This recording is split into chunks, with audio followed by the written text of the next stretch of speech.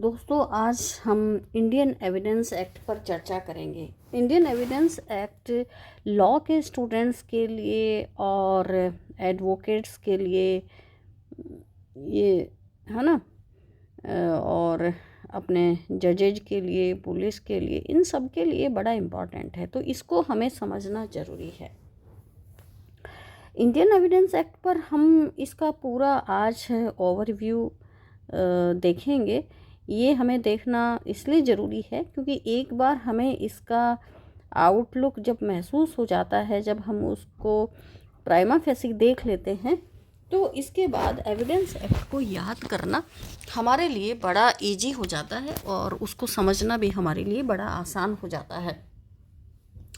तो ये देखिए, इंडियन एविडेंस एक्ट 1872 में लागू हुआ था। इसका पार्ट 1 जो है वो रेलिवेंसी ऑफ फैक्ट्स के बारे में बात करता है। चैप्टर 1 इसका प्रिलिमिनरी चैप्टर है। इसके अंदर कई सारे सेक्शंस दिए हुए हैं। सेक्शन 1 शॉर्ट टाइटल और एक्सटेंट के बारे में बताता है, यानी इसका नाम क्या है, और कमेंसमेंट ऑफ द एक्ट, ये कब लागू हुआ था। एक्सटेंट का मतलब ये कहाँ कहाँ पर लागू होता है। रिपील ऑफ इनैक्टमेंट्स, जो पुराने एक्ट्स हैं एविडेंस से संबंधित, वो सब रिपील कर दिए गए हैं, मतलब ख़त्म कर दिए गए हैं। इंटरप्रिटेशन क्लॉज, इसमें इंटरप्रिटेशन क्लॉज में डेफिनेशन दी हुई होती हैं। मे प्रिज्यूम क्या होता है, शैल प्रिज्यूम क्या होता है, कंक्लूसिव प्रूफ क्या होते हैं। मे प्रिज्यूम और शैल प्रिज्यूम ये कुछ कोर्ट्स की पावर होती हैं। उसमें जैसे एक अगर फैक्ट को हम प्रूव कर देते हैं तो दूसरे फैक्ट के बारे में कोर्ट कुछ प्रिजम्पशंस कर लेती हैं, यानी ये मान लेती हैं कि ऐसा हुआ होगा। तो ये जो मान लेने की प्रक्रिया है, इसको हम प्रिजम्पशन बोलते हैं। ये कोर्ट्स जो है वो उनकी पावर है। इसके बाद चैप्टर 2 शुरू होता है। ये रेलिवेंसी ऑफ फैक्ट्स के बारे में है। रेलिवेंसी ऑफ फैक्ट्स से हमारा मतलब ये है कि कौन कौन से फैक्ट्स के बारे में हम कोर्ट में एविडेंस दे सकते हैं। रेलिवेंट प्रोविज़न कौन से होंगे। रेलिवेंट का मतलब एक तरह से रिलेटेड। जैसे मान लो कोई मर्डर हो जाता है, तो मर्डर की एक जैसे इंसिडेंट है, जो घटना है, उससे रिलेटेड कौन कौन से फैक्ट्स के बारे में हम कोर्ट में एविडेंस दे सकते हैं, तो उसको हम रेलिवेंट फैक्ट कहते हैं। तो ये कौन कौन से फैक्ट जो है रेलिवेंट होंगे, उनकी रेलिवेंसी के बारे में चैप्टर 2 में बताया गया है। सेक्शन 5 ये कहता है एविडेंस में be given of facts in issue and relevant fact. देखिए, दो तरह के फैक्ट होते हैं, एक फैक्ट इन इशू होते हैं, एक रेलिवेंट फैक्ट होते हैं। फैक्ट इन इशू का मतलब है जो मेन डिस्प्यूटेड बिंदु होता है, उसको हम फैक्ट इन इशू बोलते हैं। विवादित तथ्य, ऐसे इसको ऐसे समझ लीजिए कि उनके बीच में मेन विवाद क्या है। और रेलिवेंट फैक्ट, उस मेन विवाद को साबित करने के लिए हम कौन कौन सी दूसरी एसेसरी बातें वहाँ बताएंगे, उसको हम रेलिवेंट फैक्ट्स कहेंगे, यानी कौन कौन सी रिलेटेड बातें बताएंगे, है ना। तो कानून में उसके लिए एक शब्द रिलेटेड की बजाय उसको रेलिवेंट हमने कहना शुरू कर दिया। तो fact in issue, relevant issue. Relevancy of facts forming part of same transaction. अब जैसे कोई घटना होती है तो उसका सेम ट्रांजैक्शन जो जो फैक्ट्स बनाते हैं उनके बारे में एविडेंस दिया जा सकता है कि, और सेम ट्रांजैक्शन हम किसको कहेंगे, इसके बारे में भी इसमें बताया गया है। जैसे मान लो कोई एक्सीडेंट हो जाता है, तो एक्सीडेंट एक ट्रांजैक्शन हो गया यहाँ। अब इस एक्सीडेंट के दौरान क्या क्या घटनाएं वहाँ हुई हैं, क्या क्या फैक्ट्स वहाँ हुए हैं, और इस दौरान कितने समय को हम सेम ट्रांजैक्शन बोलेंगे, ये भी इम्पॉर्टेंट है। तो ये अलग अलग परिस्थितियों पर, सरकमस्टांसेस पर डिपेंड करता है। तो सेक्शन 6 सेम ट्रांजैक्शन के बारे में है, ठीक है। Section 7 facts which are occasion, cause and effect of fact in issue. जो मेन डिस्प्यूट हमारा है उसका ओकेजन बताता है, कोज बताता है, इफेक्ट बताता है। सेक्शन 7 उसके बारे में एविडेंस देने की बात करता है। सेक्शन 8 में हम मोटिव, प्रिपरेशन एंड प्रीवियस और सबसीक्वेंट कंडक्ट के बारे में एविडेंस दे सकते हैं। मोटिव और प्रिपरेशन से हमारा क्या मतलब है, जैसे मान लो कोई आदमी कोई मर्डर कर देता है, तो मर्डर करने का कोई ना कोई उसका मोटिव ज़रूर होना चाहिए, कोई ना कोई कारण ज़रूर होना चाहिए। तो उस मोटिव को हम साबित करते हैं कि भाई इस आदमी का क्या मोटिव रहेगा। प्रिपरेशन, उसने क्या क्या चीज़ें प्रिपेयर की हैं। जैसे मान लो वो जहर अगर देकर किसी को मारता है तो किसी दुकान से जहर लेकर आता है, पॉइजन लेकर आता है, तो ये उसकी प्रिपरेशन होगी। प्रीवियस एंड सब्सिक्वेंट कंडक्ट में क्या आता है, उसमें उसका, जैसे पुलिस को देखकर कोई आदमी भाग जाता है तो पुलिस या कोर्ट ये प्रिज्यूम करती हैं, उसका कंडक्ट ये शो करता है कि पुलिस से डर रहा है, इसका मतलब गलत है। फिर है फैक्ट्स नेसेसरी टू एक्सप्लेन और इंट्रोड्यूस रेलिवेंट फैक्ट्स। तो जो रेलिवेंट फैक्ट हैं उनको इंट्रोड्यूस जो फैक्ट्स करते हैं या उनको जो एक्सप्लेन करते हैं वो उनकी एविडेंस सेक्शन 9 में दी जा सकती है। सेक्शन 10 में कॉन्स्पिरेसी के बारे में एविडेंस दी जा सकती है। थिंग्स सैड और डन बाय कॉन्स्पिरेटर, कॉन्स्पिरेटर जो है वो उसका जो डिज़ाइन होता है, कॉमन डिज़ाइन, उसके बारे में जो भी चीज़ें करता है या उस कहता है या डन करता है, वो एविडेंस सेक्शन 10 में आती है कॉन्स्पिरेसी के बारे में। 11 when facts not otherwise relevant become relevant. अब 11 बड़ा इंपॉर्टेंट है कि जो कहीं भी रेलिवेंट नहीं होगा वो सेक्शन 11 में आकर रेलिवेंट हो जाएगा। सेक्शन 12 डैमेजेज के बारे में बात करता है। Suit for damages, facts tending to enable court to determine amount are relevant. जैसे कोई सूट है जो हम डैमेजेज के लिए फाइल करते हैं, कोर्ट्स में ऐसे बहुत सारे सूट्स आते हैं, मतलब ऐसे सिविल दावे आते हैं जो डैमेजेज के लिए, डैमेजेज का मतलब कंपनसेशन के लिए किए जाते हैं। तो जो फैक्ट्स उस कंपनसेशन को डिटरमाइन कराने के लिए कि हम कितना इसको अमाउंट जो है वो कंपनसेशन में देंगे, वो हम कैसे डिटरमाइन करेंगे, है ना। तो उससे रिलेटेड जो भी एविडेंस है वो कोर्ट में दे सकते हैं और वो रेलिवेंट होगी। सेक्शन 13 में कस्टम्स के बारे में हम एविडेंस देते हैं। सेक्शन 14 में हम स्टेट ऑफ माइंड, बॉडी और बॉडीली फीलिंग के बारे में एविडेंस देते हैं कि घटना के समय उसके माइंड की पोजीशन क्या थी, उसका इंटेंशन बोनाफाइड था या फ्रॉडुलेंट था, उसके बारे में हम एविडेंस दे सकते हैं। सेक्शन 15 में एक्सीडेंटल और इंटेंशनल एक्ट्स के बारे में हम एविडेंस देंगे कि ये जो हम इसमें एक्चुअली सेक्शन 15 में हम ये बताने की कोशिश करते हैं कि ये काम एक्सीडेंट से हो गया या इंटेंशनली हुआ। जैसे किसी आदमी ने थेफ्ट की, है ना, तो थेफ्ट उसने बाय चांस कर ली, बाय चांस, या फिर ये एक मतलब इंटेंशन था उसका चोरी करने का, तो ये बताने के लिए हम एविडेंस दे सकते हैं। Existence of course of business when relevant, तो ये कोर्स ऑफ बिजनेस के बारे में कोई बात हमें बतानी है तो उसकी एविडेंस हम सेक्शन 60 के अनुसार देंगे। फिर सेक्शन 17 जो है 17 से 18 और ये हमारी सेक्शन 22 तक जो है ये एडमिशन के बारे में है कि जैसे एक पार्टी ये प्लेंटिफ है, ये एविडेंस मतलब कोई सूट फाइल करता है, कोर्ट के अंदर सूट फाइल करता है ना, तो उसकी दूसरी पार्टी कहलाती है डिफेंडेंट। तो ये डिफेंडेंट कहलाती है, इसको WS फाइल करना पड़ता है। ये जो सूट फाइल करता है उसको बोलते हैं प्लेंट। ये इसकी जो एप्लीकेशन है वो प्लेंट कहलाती है।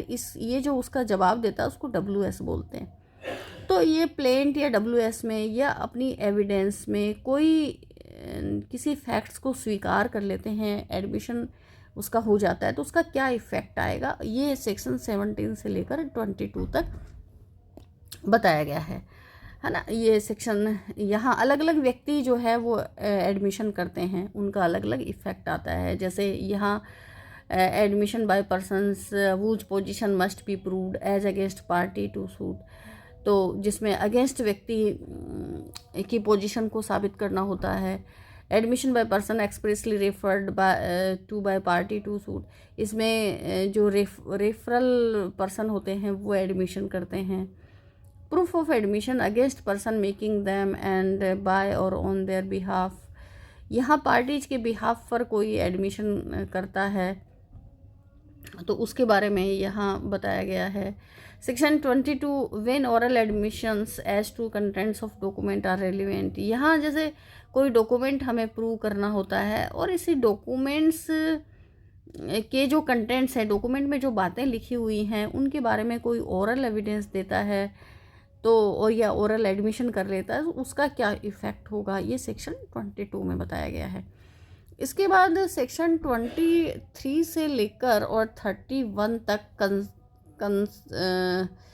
इसको बोल देंगे कन्फेशन, यानी क्रिमिनल केस में अगर हम कोई एडमिशन करते हैं तो वो कन्फेशन कहलाती है। तो ये सेक्शन 23 से लेकर 31 तक कन्फेशन के बारे में बताया गया है। इसके बाद हम चलते हैं statement by person who can't be called as witness. फिर ऐसे व्यक्ति के बारे में बात की गई है जिनको हम विटनेस के रूप में नहीं बुला सकते।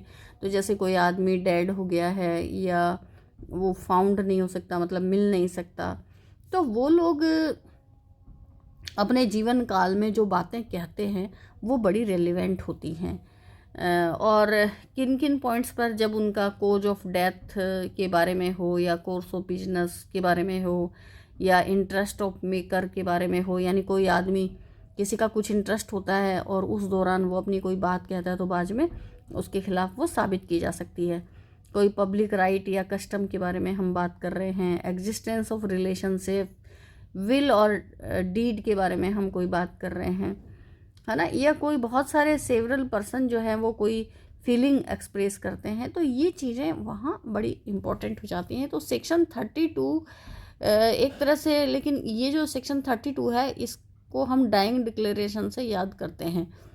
डाइंग डिक्लेरेशन, सेक्शन 32 में डाइंग डिक्लेरेशन आता है, यानी कोई व्यक्ति मरते मरते अपनी मृत्यु के बारे में कुछ कह के जाता है तो उसको हम डाइंग डिक्लेरेशन बोलते हैं। तो सेक्शन 32 में डाइंग डिक्लेरेशन आ जाता है। फिर सेक्शन 33 इसमें relevancy of certain evidence for proving in subsequent proceeding. जैसे एक मुकदमा ये हो गया और इसमें कोई बात हुई तो और बाद में बी मुकदमा हुआ, तो ए की जो बातें हैं वो बी में कब साबित की जा सकती हैं, इसके बारे में सेक्शन 33 बात करता है। फिर कुछ आते हैं स्पेशल सरकमस्टांसेस में कोई आदमी स्टेटमेंट जारी करता है ना, तो उनके बारे में सेक्शन 34 से बताया गया है। जैसे entries and books of accounts when relevant. Books of account कब रेलिवेंट हो जाती हैं, जैसे कोई भी बनिया व्यक्ति है तो वो अपनी बही रखता है। ऐसे ही जैसे कोई कंपनी है तो उसके डॉक्यूमेंट्स होते हैं तो उनको बुक ऑफ अकाउंट बोलते हैं। उनकी लेजर बुक्स होती हैं, है ना, जिसमें वो पैसे टके का हिसाब रखते हैं। तो वो कब जो है वो रेलिवेंट होती हैं, तो कब उन बुक्स ऑफ अकाउंट की एविडेंस दी जा सकती है, ये सारी बातें इसमें बताई गई हैं सेक्शन 34 में। सेक्शन 35 में पब्लिक रिकॉर्ड में जो एंट्रीज की जाती हैं उनकी एविडेंस दी जा सकती है।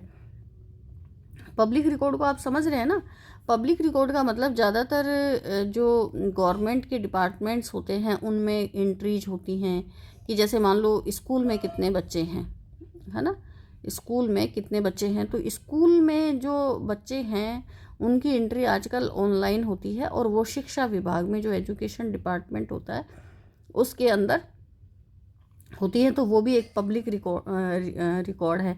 इसी तरह थाने के अंदर जो FIRs दर्ज होती हैं तो वो भी एक पब्लिक रिकॉर्ड है, क्योंकि वो पब्लिक के अंदर आ जाती हैं, वो थाने के अंदर उनका बाकायदा रिकॉर्ड होता है। ऐसे अदर दूसरे डिपार्टमेंट्स होते हैं जिनका वो पूरा रिकॉर्ड रखते हैं तो उसको पब्लिक रिकॉर्ड बोलते हैं, है ना। फिर ये सेक्शन 36 में मैप्स के बारे में, चार्ट, प्लान्स, इन सब के बारे में। जैसे कोई राजस्थान का मैप मान लो डिस्प्यूटेज हो जाता है तो इसमें जो हमारा राजस्थान का जो मैप है उसकी हम एविडेंस दे सकते हैं। जैसे अगर हमें ये तय करना हो कि इसकी बाउंड्री में कौन कौन सा डिस्ट्रिक्ट लगेगा या कौन कौन सी तहसील लगेगी, तो मैप वगैरह के बारे में एविडेंस दे देंगे।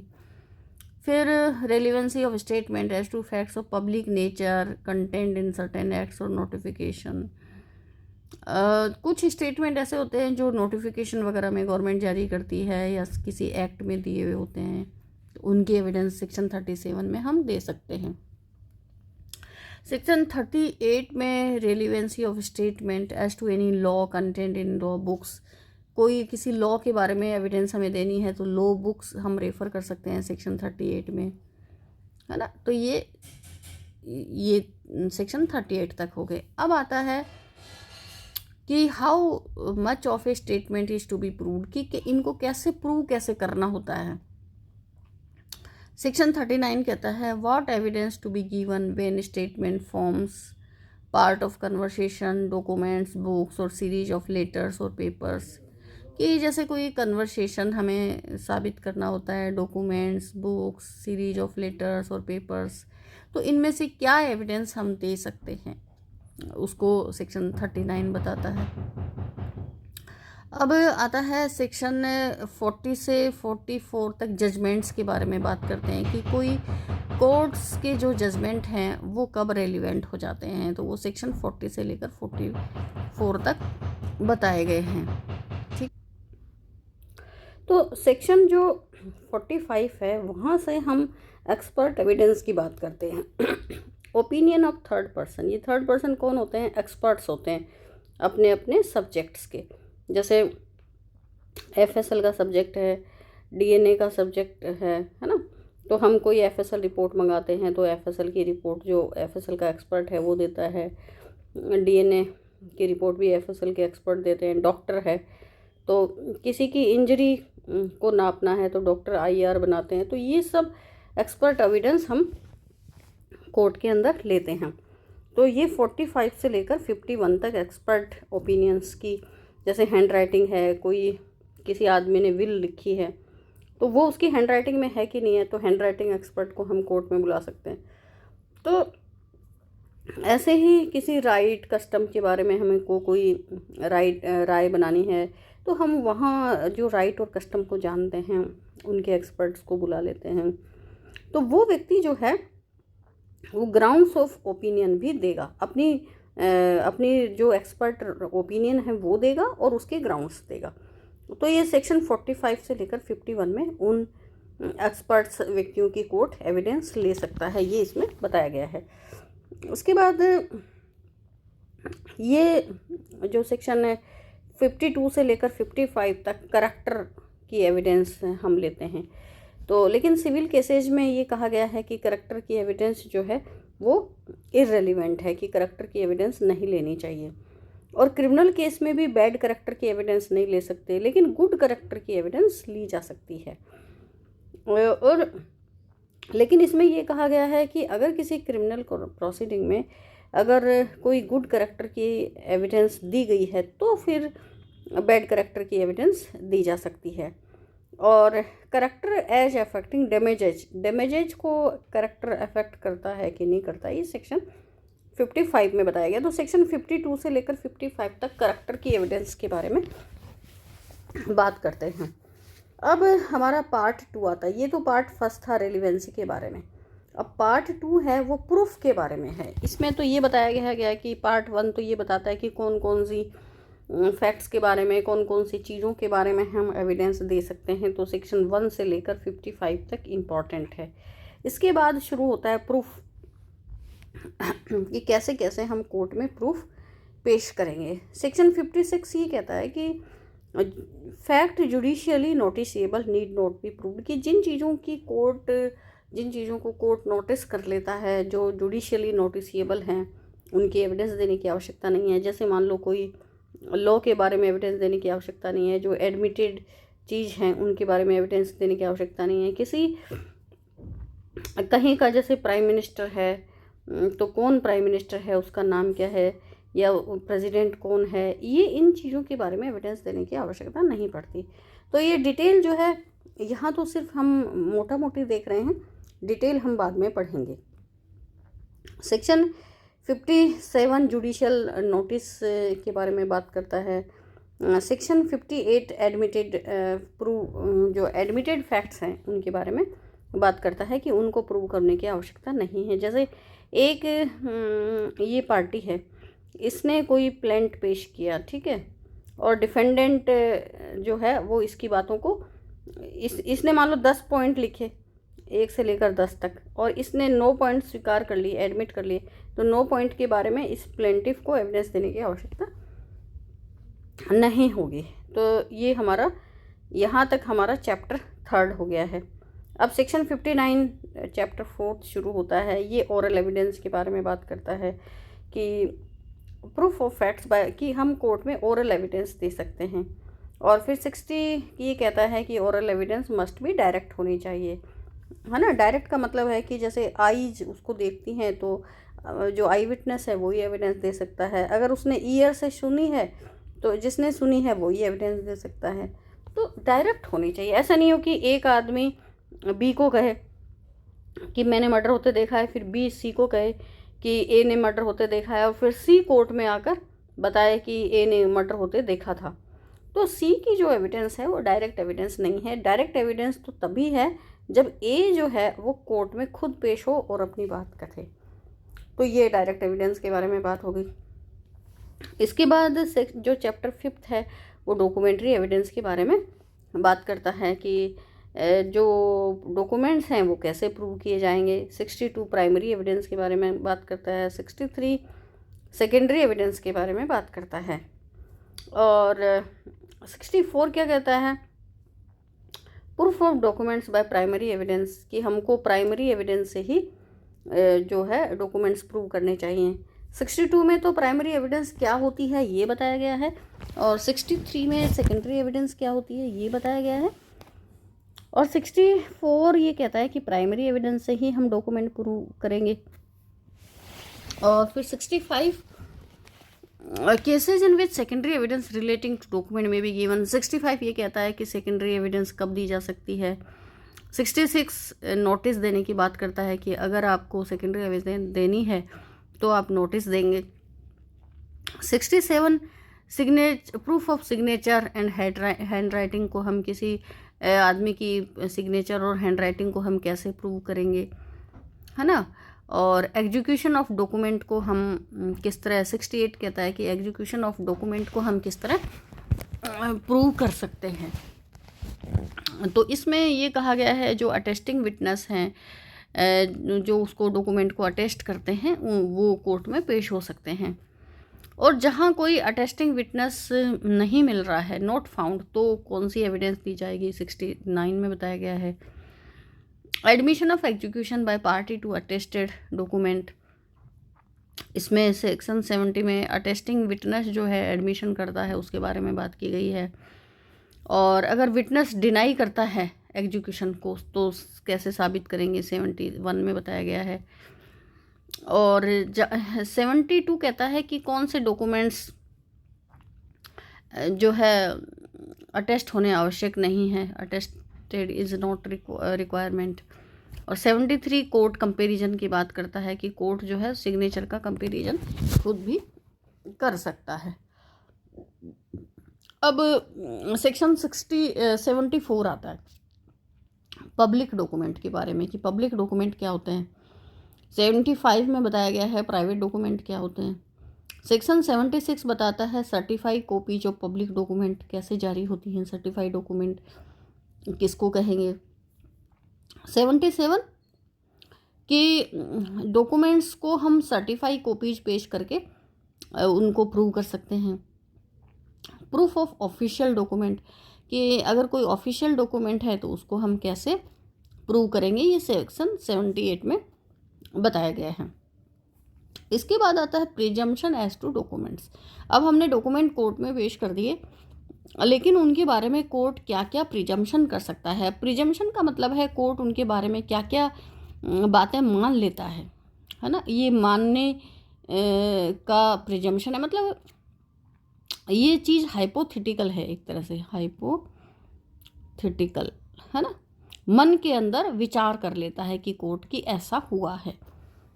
तो ये बातें हम कैसे मानेंगे, जैसे ये 79 सर्टिफाइड कॉपीज की जेन्युइननेस के बारे में प्रिजम्पशन करने की बात कहता है कि अगर हमने कोर्ट में सर्टिफाइड कॉपीज पेश कर दी हैं तो कोर्ट मानेगा कि ये बिल्कुल सही हैं, जेन्युइननेस उनकी। और presumption as to documents produce and record of evidence, तो जो यहाँ डॉक्यूमेंट जो प्रोड्यूस कर दिए गए हैं, तो यहाँ भी उन डॉक्यूमेंट्स की प्रिजम्पशन की बात सेक्शन 80 में की गई है। और यहाँ सेक्शन 81 में गजट, और जो गजट सूचनाएं होती हैं, न्यूज़पेपर्स हैं, प्राइवेट एक्ट हैं, उनके बारे में प्रिजम्पशन के बारे में बात करता है।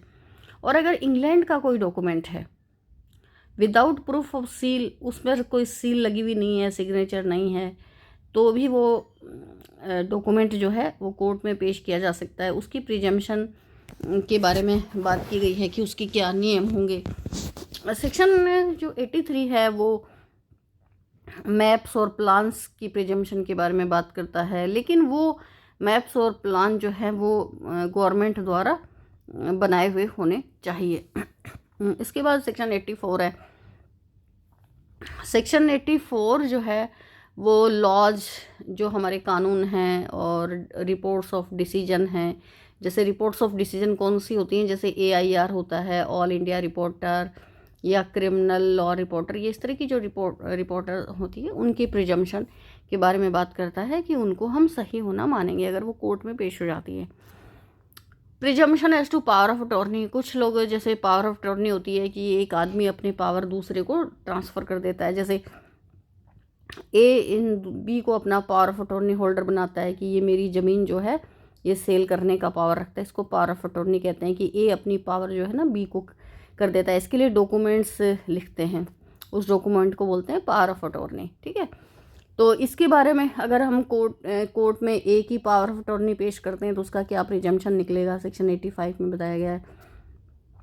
कोई फॉरेन जुडिशल रिकॉर्ड है, कोई कोर्ट का जजमेंट वगैरह है, उसकी सर्टिफाई कोर्ट में पेश कर देते हैं, फॉरेन रिकॉर्ड की, है ना, 86 में बताया गया है।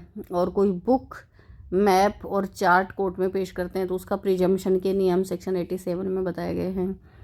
टेलीग्राफिक मैसेज, पहले टेलीग्राफिक मशीनें होती थी, जैसे मान लो कलकत्ता से किसी ने मैसेज किया उस मशीन पर, है ना, और ये जयपुर में आकर रिसीव हो जाता है, तो इसकी वो जो मैसेज है टेलीग्राफिक मैसेज हम कोर्ट में पेश करते हैं तो उसकी प्रिजम्पशन क्या की जाएगी, वो सेक्शन 88 में बताया गया।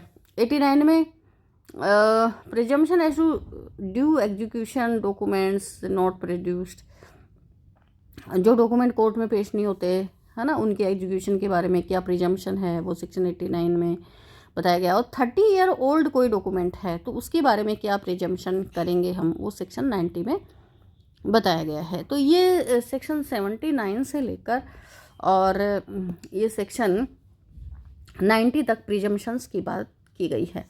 अब आता है हमारा चैप्टर 6। चैप्टर 6 में 91 से लेकर 100 तक 10 सेक्शन हैं, ठीक है, 10 सेक्शन है इसके अंदर। और इसमें execution of oral by documentary evidence, नहीं, the exclusion of oral by documentary evidence, की जो डॉक्यूमेंट्स है ना उनकी ओरल एविडेंस किन परिस्थितियों में दी जा सकती है, किन परिस्थितियों में नहीं दी जा सकती, उसका हम एक्सक्लूजन कैसे करते हैं, इसके बारे में इनमें 91 से लेकर 100 तक बताया गया है। कि भाई जो अगर कोई डॉक्यूमेंट पेश कोर्ट में करना है तो उसके बारे में ओरल एविडेंस जो है वो नहीं कोर्ट में दी जा सकेगी। ये मेन बेसिक इसमें बताया गया है, exclusion of oral evidence bye documentary evidence, की डॉक्यूमेंट्स के बारे में हम ओरल एविडेंस नहीं देंगे, डॉक्यूमेंट को खुद को ही प्रोड्यूस करना पड़ेगा। लेकिन कब कब हम ये एविडेंस दे सकते हैं, कब कब नहीं दे सकते, उसके पूरे रूल 91 से लेकर 100 तक बताए गए हैं। इसके बाद हमारा आता है पार्ट 3 आता है, ये चैप्टर 7 आ गया, production and effect of evidence. अब हमने कोई डॉक्यूमेंट पेश कर दिए लेकिन उसका इफ़ेक्ट क्या होगा और उनको कौन उनके बारे में क्या एविडेंस देगा और बर्डन ऑफ प्रूफ किस पर रहेगा, इसके बारे में सेक्शन 100 से लेकर और ये सेक्शन यहाँ तक इसको बताया गया सेक्शन 117 तक, सेक्शन 114 तक बताए गए हैं। 115 में एक नया चैप्टर शुरू हो गया है, चैप्टर 8, इसको बोलते हैं एस्टोपल। एस्टोपल का मतलब ये हो गया, इसको यूँ कह सकते हैं शुद्ध उसमें थूक कर चाटना, यानी एक बार आपने अगर कोई बात कह दी है तो उसको आपको डिनाई नहीं करने दिया जाएगा। डिनाई नहीं कर सकते आप, मुंह से अगर एक बार बात निकल गई तो फिर आपको उसको मानना ही पड़ेगा। ये रूल ऑफ एस्टोपल कहलाता है। इसका डिटेल हम बाद में पढ़ेंगे। अब चैप्टर 9 आ गया विटनेसेस के बारे में। सेक्शन 118, 19, 120 हु में टेस्टिफाई, कौन एविडेंस दे सकता है। डम विटनेस होता है, जैसे जो कई बार कोर्ट में आता है गूंगे और बहरे लोग, है ना, तो वो जो एविडेंस देते हैं तो वो बोल नहीं सकते, तो फिर उनकी एविडेंस को कैसे लेंगे, इसके बारे में बात किया गया है। हस्बैंड और वाइफ जहाँ पार्टी हैं कोर्ट सूट में, तो वो एक दूसरे के मामले में एविडेंस दे सकते हैं, नहीं दे सकते। हस्बैंड ने मान लो हस्बैंड ने कोई मुकदमा किया तो वाइफ उसकी विटनेस बन सकती कि नहीं बन सकती, ये सेक्शन 120 में बताया गया है। 121 में जजेज और मजिस्ट्रेट के बारे में बताया गया है कि वो एविडेंस दे सकते हैं, नहीं दे सकते। 122 ड्यूरिंग कम्युनिकेशन ड्यूरिंग मैरिज, अगर दो आदमी हस्बैंड वाइफ हैं तो वो आपस में जो बातें करते हैं वो क्या एविडेंस में कही जा सकती हैं। अफेयर्स ऑफ स्टेट, स्टेट का जो मतलब कंट्री के बारे में, स्टेट के बारे में एविडेंस है 123 में। ऑफिशियल कम्युनिकेशन, कोई अधिकारी आपस में बात करते हैं तो वो एविडेंस, अब कल को कोई मुकदमा हो जाए तो कब दे सकते हैं वो एविडेंस या नहीं दे सकते, वो 124 में बताया गया है। Information as to commission of offence, commission of offences की इंफॉर्मेशन के बारे में सेक्शन 125 में बताया गया है। प्रोफेशनल कम्युनिकेशन, प्रोफेशनल कम्युनिकेशन से मतलब है जैसे कोई सीए है और उसका क्लाइंट है तो वो आपस में जो बात करते हैं वो प्रोफेशनल कम्युनिकेशन कहलाती है। ऐसे कोई वकील है और उसका क्लाइंट है तो वो आपस में बात करते हैं तो वो उनकी प्रोफेशनल कम्युनिकेशन है। तो अगर इनके बीच में या किसी थर्ड व्यक्ति के साथ इनका कोई डिस्प्यूट होता है तो ये आपस की चर्चा की कोई एविडेंस कोर्ट में दे सकते हैं कि नहीं दे सकते, ये सारी बातें इसमें प्रोफेशनल कम्युनिकेशन वाले सेक्शन 126 में बताई गई है।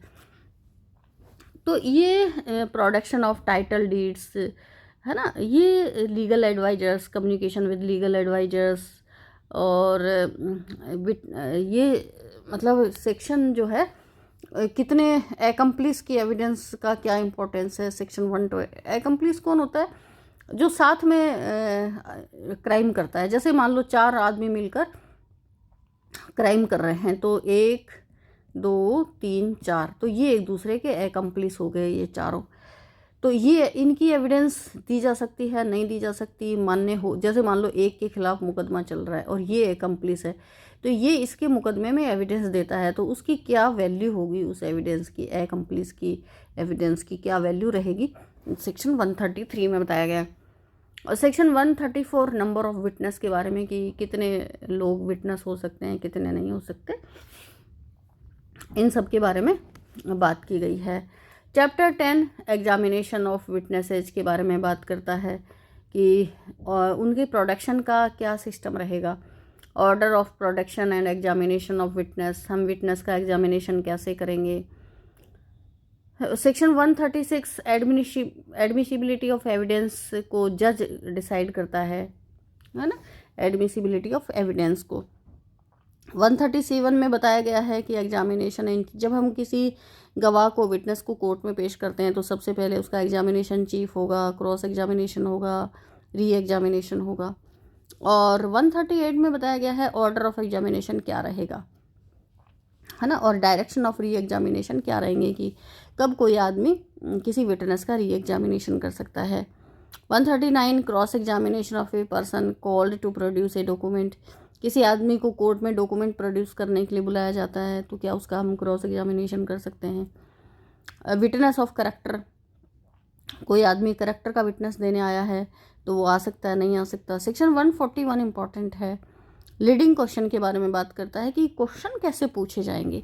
एक ये विटनेस है मान लो और ये एडवोकेट है तो एडवोकेट उससे किस रूप में क्वेश्चन करेगा, क्वेश्चन का फॉर्म क्या होगा, है ना, तो वो सवाल जो है लीडिंग क्वेश्चन पूछ सकता है, नहीं पूछ सकता। जैसे लीडिंग क्वेश्चन का वैसे मतलब ये होता है कि ऐसा क्वेश्चन जिसके अंदर आंसर छिपा हो।